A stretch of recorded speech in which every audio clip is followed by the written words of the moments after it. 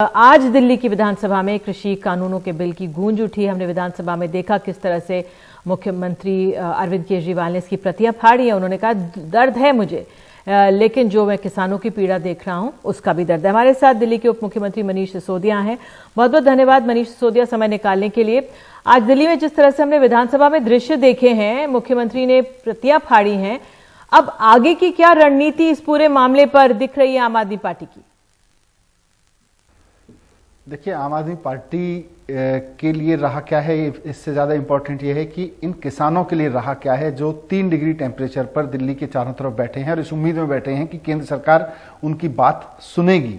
और ये जो 3 कानून जिनकी वजह से उनकी खेती बर्बाद होने लगी है, आज उनके पास में ऑप्शंस नहीं बचे हैं, तो उनको केंद्र सरकार वापस लेगी। तो जब भी हो, मुझे लगता है कि किसान बहुत मजबूत तैयारी के साथ आए हैं और दिल्ली सरकार भी उनके साथ खड़ी है, आम आदमी पार्टी भी उनके साथ खड़ी है उनकी इस मांग में। और हम बिल्कुल चाहेंगे कि जितना जल्दी हो सके तीनों के तीनों कानून वापस लिए जाएं। बिल्कुल, हम अपने इस कार्यक्रम में आगे दिखाएंगे कमाल खान हमारे सहयोगी की रिपोर्ट। जिस तरह से योगी आदित्यनाथ ने भाषण दिया है, बरेली में किसानों से संपर्क साधा है, बीजेपी के तमाम नेता ऐसा कर रहे हैं। तो मनीष, मेरा सवाल आपसे यह है कि योगी आदित्यनाथ ने कहा है कि जो विपक्ष है राम मंदिर के निर्माण से बहुत बौखलाया हुआ है और इसलिए वो किसानों को उकसा रहा है। योगी आदित्यनाथ जी का पूरा भाषण मैंने सुना था। उन्होंने मीटिंग तो बुलाई थी किसानों को ये बताने के लिए कि इस कानून के फायदे क्या हैं, ये जो कृषि कानून आए हैं इनके फायदे क्या हैं, पर पूरे भाषण में वो एक भी फायदा किसानों को नहीं गिना पाए। उन्होंने 2 बातें कही।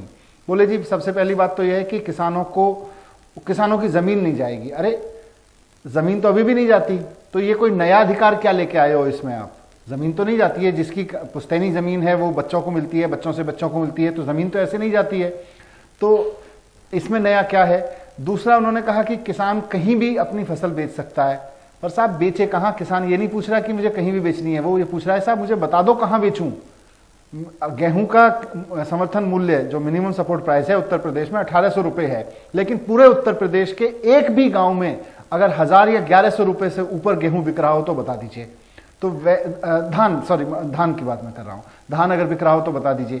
अब ऐसे में वो किसान कहां जाए 1800 रुपए में बेचने के लिए? उसको ये जानना है, उसको ये नहीं जानना आप कहीं भी बेच सकते हो, कौन सी जगह 1800 रुपए में बिक रहा है ये बताइए ना। तो योगी आदित्यनाथ जी के पास में खुद भी कोई एक पॉइंट नहीं था किसानों को ये बताने के लिए कि आपके इसमें फायदे क्या है। बिल्कुल मनीष, आखिरी सवाल ये कि सुप्रीम कोर्ट में इस मुद्दे पर चर्चा हुई है, कितनी उम्मीद है रास्ता निकालने की?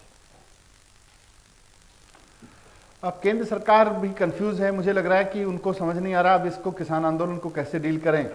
तो अब देखते हैं, हो सकता है सुप्रीम कोर्ट से कुछ राह निकले।